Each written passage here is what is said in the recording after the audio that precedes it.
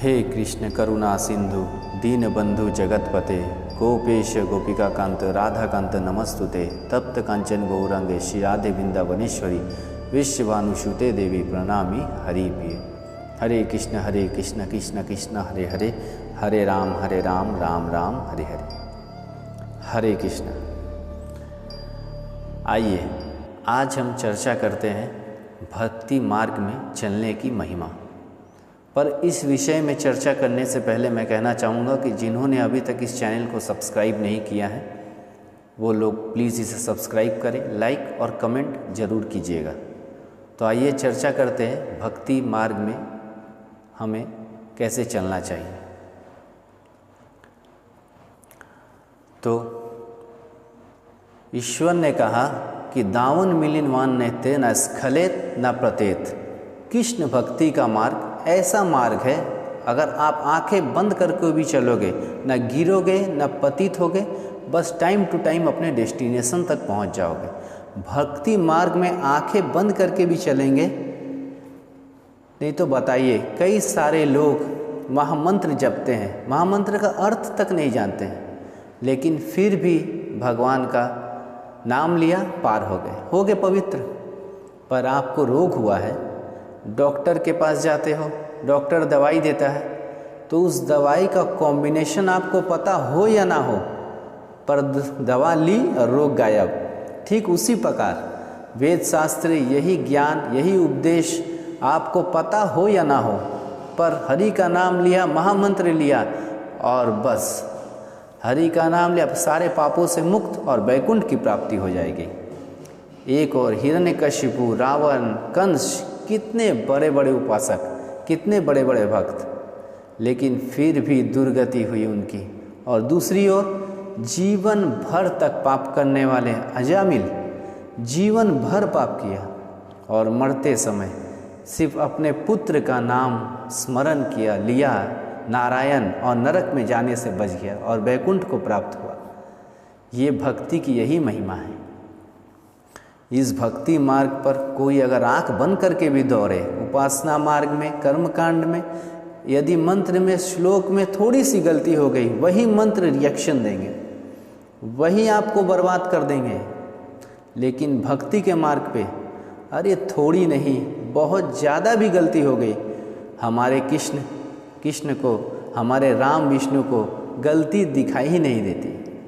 ऐसा मत समझिएगा कि कृष्ण हमारी गलती माफ़ कर देते हैं या राम हमारी गलती माफ़ कर देते हैं। नहीं, राम और कृष्ण को गलती समझ में ही नहीं आती। माफ़ करने की तो प्रश्न नहीं कहाँ है। नहीं तो मुझे आप बताओ, पूतना राक्षसी कितनी बड़ी गलती करने आई थी। अपने स्तन पर कालकूट विष लगा कर आई थी कि मैं कृष्ण को जान से मार दूंगी। कितना बड़ा जघन्य पाप, कितना बड़ा अपराध करने आई थी। विष लगा कर आई और कृष्ण को जान से मारने गई, पर पूतना ने विष पिलाने के बहाने कृष्ण को दूध पिलाया। मतलब दूध के बहाने विष पिलाना चाहती थी। कृष्ण को ये समझ में आया कि ये मुझे दूध पिला रही है, ये समझ में नहीं आया कि वो उसे विष पिला रही है। कृष्ण एक सेकेंड में भी ये नहीं सोचा कि ये मुझे मारने आई है।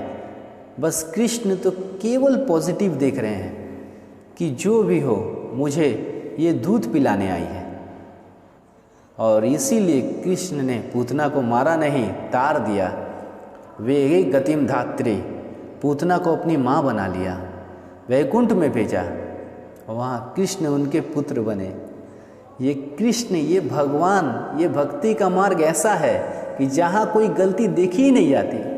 रत्नाकर नाम का डाकू रात दिन पशुओं को मारता था, काटता था, खाता था जैसे फतिया वाले। समुद्र में हाथ डाला नहीं, जो मिला बस उसे थोड़ा फ्राई करके उसके बना के खा गए, जो भी मिल जाए। यहाँ पे तो सब कुछ खाते हैं। रत्नाकर डाकू पशुओं की हिंसा करता, मारता, काटता और खा जाता। नारद मुनि की कृपा हुई, नारद मुनि उपदेश दिए कि इनके हृदय में हृदय परिवर्तन हुआ। लेकिन उस रत्नाकर डाकू ने कहा कि मुझे इन किए हुए पापों से मुक्त करने का, प्रायश्चित करने का उपाय बताइए। उन्होंने कहा राम नाम का जाप करो। फिर दिया गया राम नाम और उनको बोलने का अभ्यास था, मरा। किसी को भी मारते, ये मरा, ये मरा, ये मरा। और उसको कहा गया राम बोलो, बस राम बोलो। राम के कहने की जगह बोलता था राम, निकलता था मरा। पर नारद मुनि ने इतना ही कहा कि कोई बात नहीं, आप राम जपो या मरा जपो, भगवान की भक्ति और भगवान का नाम बीज के समान है। खेत में आप किसी बीज को बो दो तो क्या आप ऐसे सीधा बोते हैं क्या? आप तो आंख बंद करके बो देते हैं। फिर वो बीज टेढ़ा हो, उल्टा हो, कैसा भी हो, वो सीधा ही फलीभूत होता है।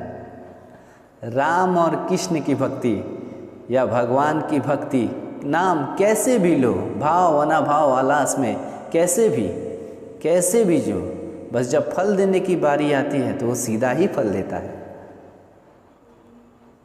इसलिए सुखदेव गोस्वामी कहते हैं कि कृष्ण भक्ति जैसा कोई मार्ग नहीं, कोई मार्ग ही नहीं है। कलयुग युग समान आन नहीं और कृष्ण समान सुशीला साधु यत्र नारायण प्राणया। और कृष्ण की भक्ति में सबसे बड़ी बात यह है कि कृष्ण के भक्ति के मार्ग में सपोर्ट देने वाली की यह है कि सुशील साधु का संग करना चाहिए। आप किसी तपस्या के मार्ग में जाओ, क्रोध के अलावा आपको कुछ नहीं मिलेगा। ये तो खा खा के भूखे होते हैं और इतने क्रोध करते हैं ये साधु कि, लेकिन भक्ति मार्ग पे आप जाओ, खुद भी खाते हैं, दूसरों को भी खिलाते हैं। भक्ति के पहले लोग सूखे पतले होते हैं, फिर उसके भक्ति करने के बाद पेट बाहर आ जाते हैं। आनंद कीजिए, अखंड खाइए, आनंद कीजिए। भक्ति में सुशील साधु यत्र। भक्ति में सबसे बड़ा बेनिफिट क्या है कि भक्ति में ऐसे साधु मिलते हैं जो हमें भक्ति में प्रोग्रेस कराते हैं। ये है भक्ति। नहीं तो आज इस संसार में अपने सगे भाई को समय देने का किसी के पास समय नहीं है। लेकिन बड़े बड़े MBA, BBA, बड़े बड़े डिग्री प्राप्त करने वाले यदि चाहे तो 1 मिनट में करोड़ों कमा सकते हैं। अपने घर बार सब छोड़कर, धोती कुर्ता पहनकर समाज के पास जाकर प्रवचन सुनाते हैं, कथा सुनाते हैं, ज्ञान देते हैं। क्यों? क्योंकि ये भक्ति मार्ग है, प्रेम मार्ग है। अपना सब कुछ छोड़ करके मोमबत्ती जैसे खुद खत्म हो जाती है पर दूसरों को प्रकाश देती है, अगरबत्ती खुद जल जाती है, खुद राख हो जाती है पर दूसरों को सुगंध दे के जाती है। ठीक उसी प्रकार भक्ति में ऐसे साधु मिलते हैं जो अपने जीवन की ओर नहीं देखते, खुद फना हो जाते हैं, बर्बाद हो जाते हैं, पर समाज को सुख प्रदान करते हैं, समाज को शांति, समाज को भक्ति प्रदान करते हैं।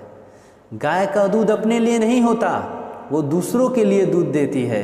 नदी का जल अपना खुद नहीं पीती, वो दूसरों को जल देती है। और वृक्ष का फल अपने लिए नहीं, दूसरों के लिए होता है।